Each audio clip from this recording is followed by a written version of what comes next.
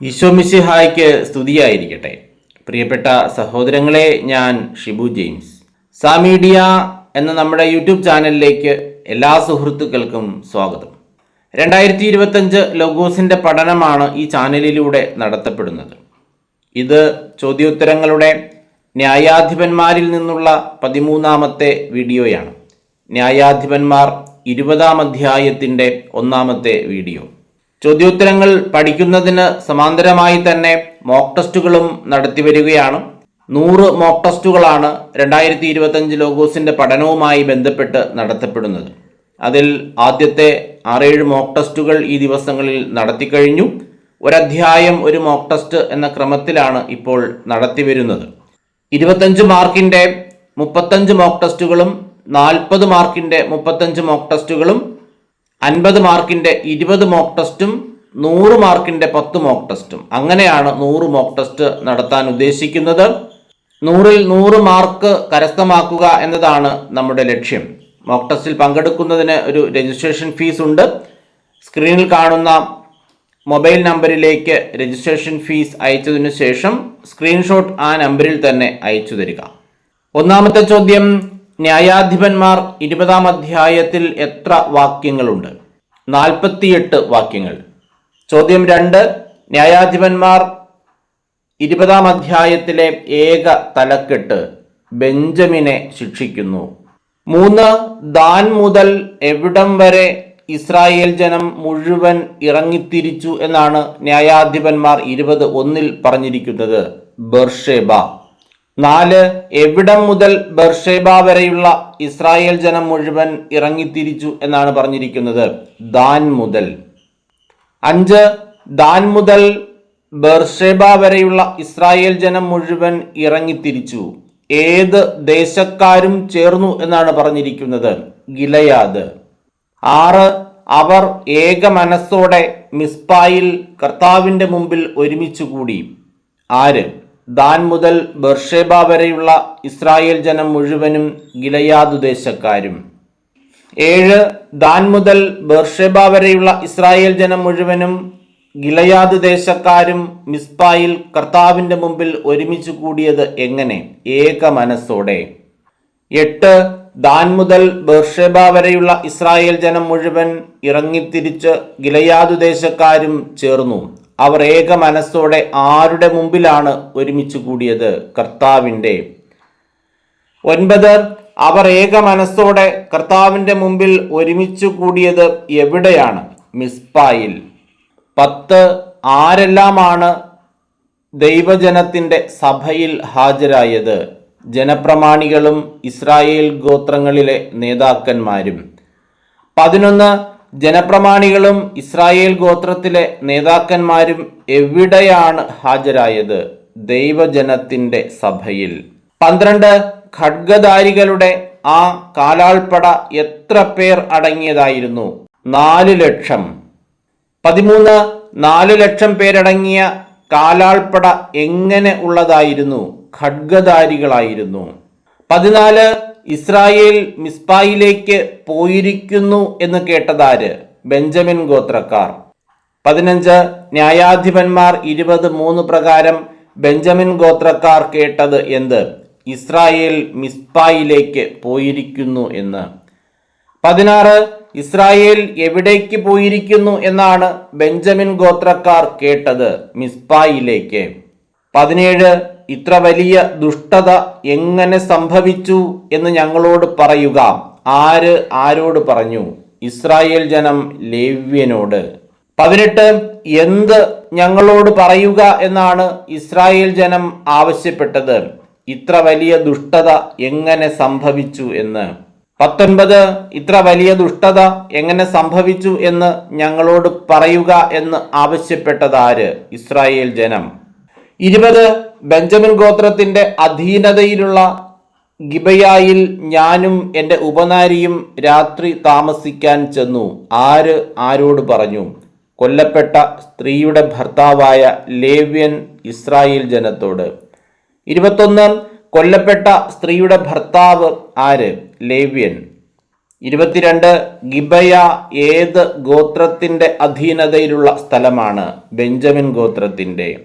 23 Benjamin ഗോത്രത്തിന്റെ അധീനതയിലുള്ള സ്ഥലം എന്ന് ന്യായാധിപന്മാർ 24 പറഞ്ഞിരിക്കുന്ന സ്ഥലം ഏത്? ഗിബയ. 24 ബെഞ്ചമിൻ ഗോത്രത്തിന്റെ അധീനതയിലുള്ള ഗിബയായിൽ ഞാനും എൻ്റെ ഉപനാരിയും എന്തിനു ചെന്നു എന്നാണ് ലേവ്യൻ പറഞ്ഞത്? രാത്രിയിൽ താമസിക്കാൻ. 25 ഗിബയായിലെ ആളുകൾ രാത്രി എനിക്ക് എതിരായി വന്ന് വീട് വളഞ്ഞത് എന്തിനെന്നാണ് ലേവ്യൻ പറയുന്നത്? എന്നെ കൊല്ലാൻ. 26 രാത്രി എനിക്കെതിരായി വന്ന് എന്നെ കൊല്ലാൻ വീട് വളഞ്ഞത് എവിടത്തെ ആളുകളാണ് എന്നാണ് ലേവ്യൻ പറയുന്നത്? ഗിബയായിലെ ആളുകൾ. 27 ഗിബയായിലെ ആളുകൾ രാത്രി എനിക്കെതിരായി വന്നു, എന്നെ കൊല്ലാൻ വീട് വളഞ്ഞു. അവർ എൻ്റെ ഉപനാരിയെ എന്തു ചെയ്തു എന്നാണ് ലേവ്യൻ പറഞ്ഞത്? ബലാത്സംഗം. 28 ആളുകൾ രാത്രി എനിക്കെതിരായി വന്ന് എന്നെ കൊല്ലാൻ വീട് വളഞ്ഞു. അവർ ആരെ ബലാത്സംഗം ചെയ്തു എന്നാണ് ലേവ്യൻ പറഞ്ഞത്?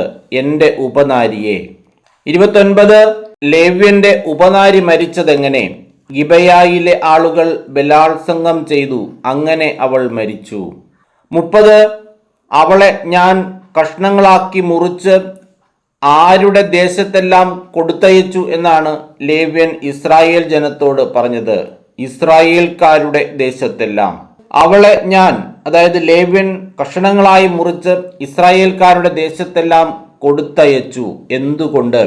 അത്ര വലിയ മ്ലേച്ഛതയാണ് അവർ ഗിബയാക്കാർ ഇസ്രായേലിൽ കാണിച്ചിരിക്കുന്നത്. 32 ന്യായാധിപന്മാർ 20:7 അനുസരിച്ച് ലേവ്യൻ ഇസ്രായേൽ ജനത്തെ സംബോധന ചെയ്യുന്നത് എന്ത്? ഇസ്രായേല്യരെ. 33 അവളെ ഞാൻ കഷണങ്ങളായി മുറിച്ച് ഇസ്രായേൽക്കാരുടെ ദേശത്തെല്ലാം കൊടുത്തയച്ചു. അത്ര വലിയ മ്ലേച്ഛതയാണ് അവർ ഇസ്രായേലിൽ കാണിച്ചിരിക്കുന്നത് എന്ന് പറഞ്ഞതിനെ തുടർന്ന് ലേവ്യൻ ഇസ്രായേലരോട് ചോദിക്കുന്നത് എന്ത്? ഇതിനെക്കുറിച്ച് എന്തു ചെയ്യണമെന്നാണ് ഇവിടെ കൂടിയിരിക്കുന്ന നിങ്ങളുടെ ഉപദേശം?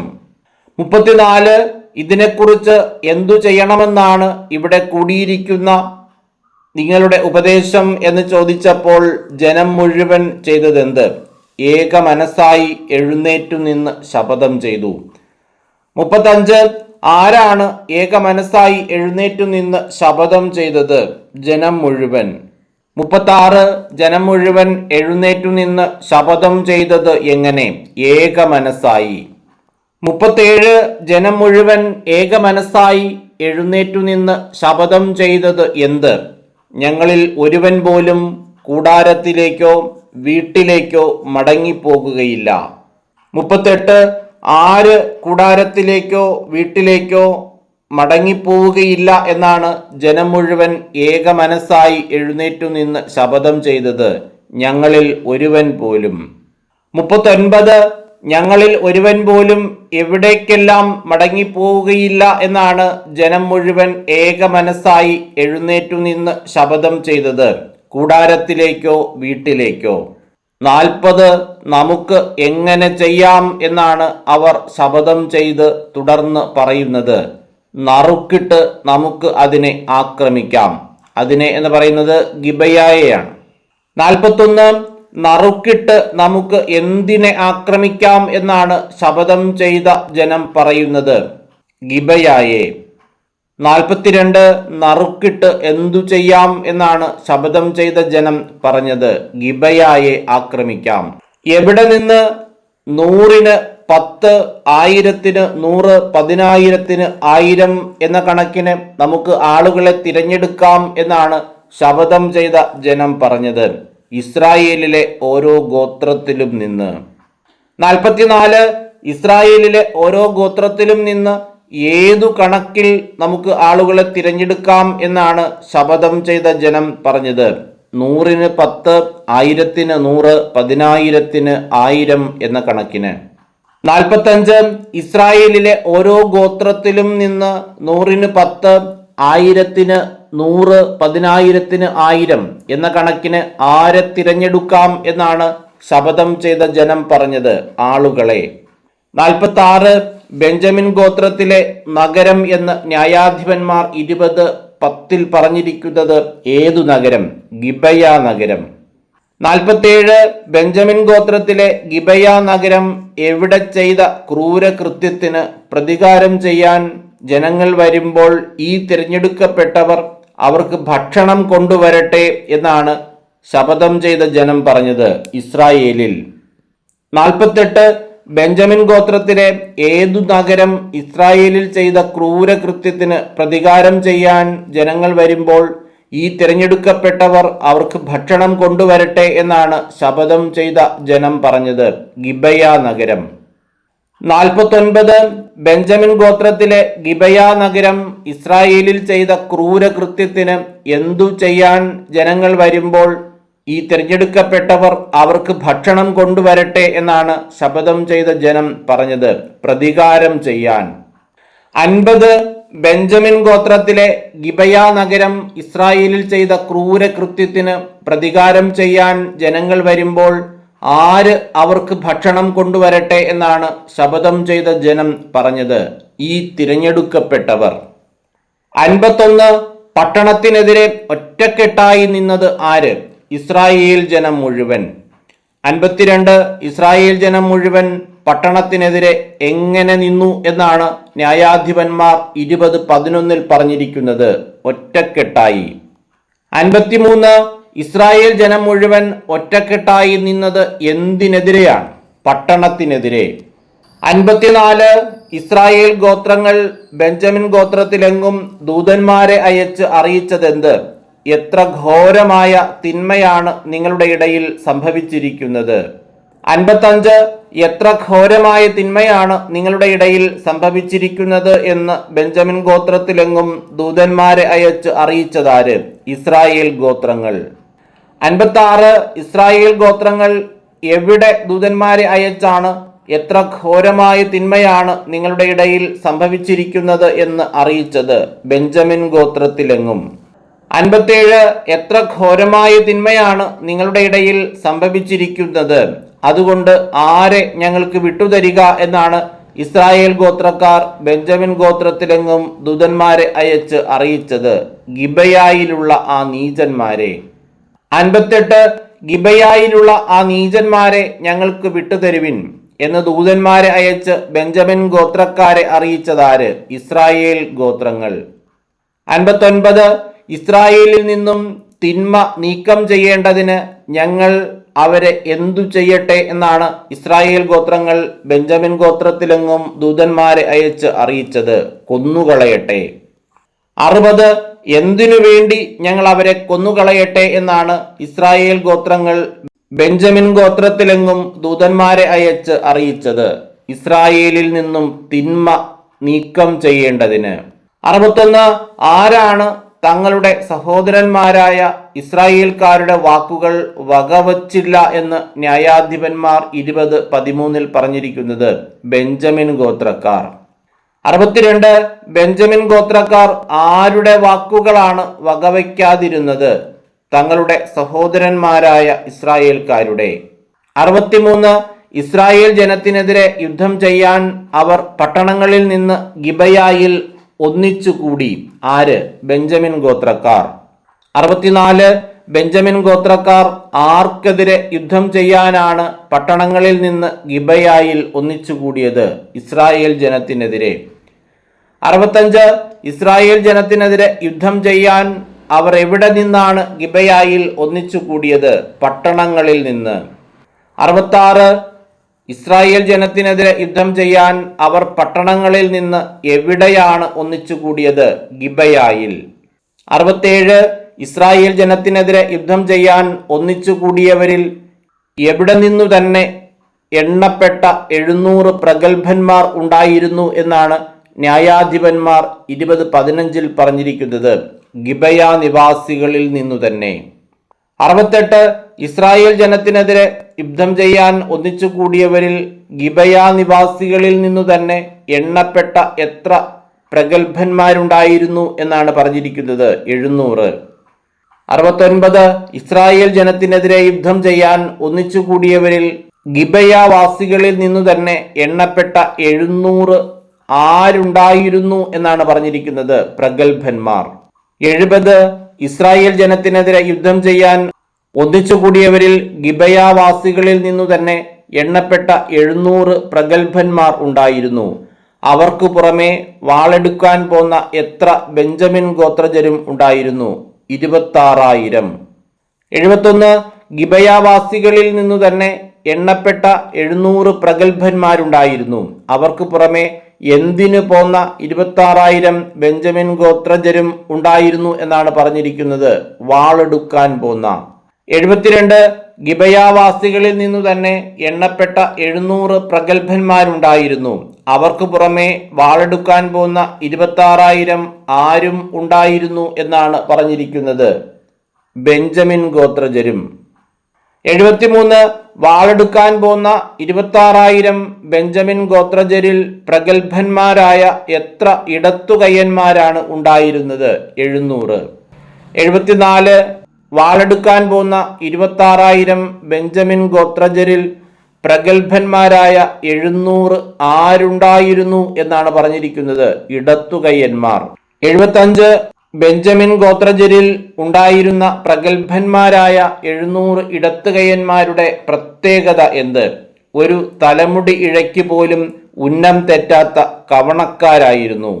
76 എന്തിനു പോലും ഉന്നം തെറ്റാത്ത കവണക്കാരായിരുന്നു ഇടത്തുകയ്യന്മാരായ 700 പ്രഗത്ഭന്മാർ. ഒരു തലമുടി ഇഴയ്ക്ക് പോലും ഉന്നം തെറ്റാത്ത. 77 മറുവശത്ത് ബെഞ്ചമിൻ ഗോത്രക്കാർക്കെതിരെ അണിനിരന്നത് ആര്? ഖഡ്ഗധാരികളായ 4 ലക്ഷം ഇസ്രായേൽ യോദ്ധാക്കൾ. 78 മറുവശത്ത് ബെഞ്ചമിൻ ഗോത്രക്കാർക്കെതിരെ എത്ര ഖഡ്ഗധാരികളായ ഇസ്രായേൽ യോദ്ധാക്കളാണ് അണിനിരുന്നത്? 4 ലക്ഷം. 79 ആർക്കെതിരെയാണ് ഖഡ്ഗധാരികളായ 4 ലക്ഷം ഇസ്രായേൽ യോദ്ധാക്കൾ അണിനിരുന്നത്? ബെഞ്ചമിൻ ഗോത്രക്കാർക്കെതിരെ. 80 ഇസ്രായേൽ ജനം എവിടെ എത്തിയാണ് ബെഞ്ചമിൻ ഗോത്രക്കാരോട് യുദ്ധം ചെയ്യാൻ തങ്ങളിൽ ആരാണ് ആദ്യം പോകേണ്ടത് എന്ന് ദൈവത്തോട് ആരാഞ്ഞത്? ബഥേലിൽ. 81 ഇസ്രായേൽ ജനം ബഥേലിലെത്തി ആരോട് യുദ്ധം ചെയ്യാൻ തങ്ങളിൽ ആരാണ് ആദ്യം പോകേണ്ടത് എന്നാണ് ദൈവത്തോട് ആരാഞ്ഞത്? ബെഞ്ചമിൻ ഗോത്രക്കാരോട്. 82 ഇസ്രായേൽ ജനം ബഥേലിലെത്തി ബെഞ്ചമിൻകാരോട് യുദ്ധം ചെയ്യാൻ തങ്ങളിൽ ആരാണ് ആദ്യം പോകേണ്ടത് എന്ന് ആരോടാണ് ആരാഞ്ഞത്? ദൈവത്തോട്. 83 ഇസ്രായേൽ ജനം ബഥേലിലെത്തി ബെഞ്ചമിൻ ഗോത്രക്കാരോട് യുദ്ധം ചെയ്യാൻ തങ്ങളിൽ ആരാണ് ആദ്യം പോകേണ്ടത് എന്ന് ദൈവത്തോട് ആരാഞ്ഞപ്പോൾ ആര് ആദ്യം പോകട്ടെ എന്നാണ് കർത്താവ് അരുൾ ചെയ്തത്? യൂദ. 84 ഇസ്രായേൽ ജനം രാവിലെ എഴുന്നേറ്റ് എന്തിനെതിരായി പാളയമടിച്ചു? ഗിബയാക്കെതിരായി. 85 രാവിലെ എഴുന്നേറ്റ് ഗിബയാക്കെതിരായി പാളയമടിച്ചത് ആര്? ഇസ്രായേൽ ജനം. 86 ഇസ്രായേൽ ജനം എപ്പോഴാണ് ഗിബയാക്കെതിരായി പാളയമടിച്ചത്? രാവിലെ എഴുന്നേറ്റ്. 87 അവർ ബെഞ്ചമിൻ ഗോത്രത്തിനെതിരായി യുദ്ധത്തിനിറങ്ങി. ആര്? ഇസ്രായേൽ ജനം. 88 ഇസ്രായേൽ ജനം ആർക്കെതിരായാണ് യുദ്ധത്തിനിറങ്ങിയത്? ബെഞ്ചമിൻ ഗോത്രത്തിനെതിരായി.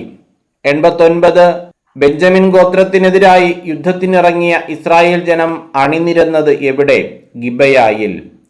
90 ബെഞ്ചമിൻ ഗോത്രക്കാർ ഗിബയായിൽ നിന്ന് വന്ന് എത്ര ഇസ്രായേൽക്കാരെയാണ് അരിഞ്ഞു വീഴ്ത്തിയത്? 22,000. 91 ആരാണ് ഗിബയായിൽ നിന്ന് വന്ന് 22,000 ഇസ്രായേൽക്കാരെ അന്ന് അരിഞ്ഞു വീഴ്ത്തിയത്? ബെഞ്ചമിൻ ഗോത്രക്കാർ.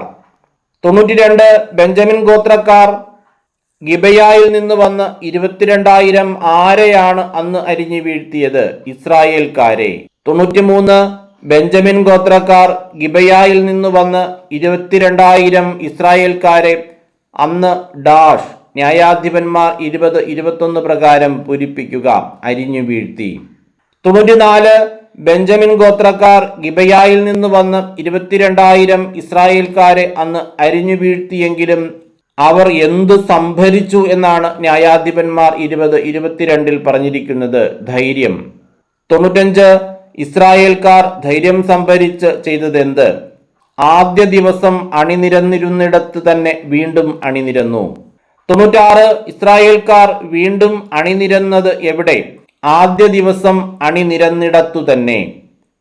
97 ഇസ്രായേൽക്കാർ ധൈര്യം സംഭരിച്ച് ആദ്യ ദിവസം അണിനിരന്നിടത്തു തന്നെ എന്തു ചെയ്തു? വീണ്ടും അണിനിരന്നു. 98 അവർ സായാഹ്നം വരെ കർത്താവിന്റെ മുമ്പിൽ കരഞ്ഞു. ആര്? ഇസ്രായേൽക്കാർ. 99 അവർ എപ്പോൾ വരെയാണ് കർത്താവിന്റെ മുമ്പിൽ കരഞ്ഞത്? സായാഹ്നം വരെ.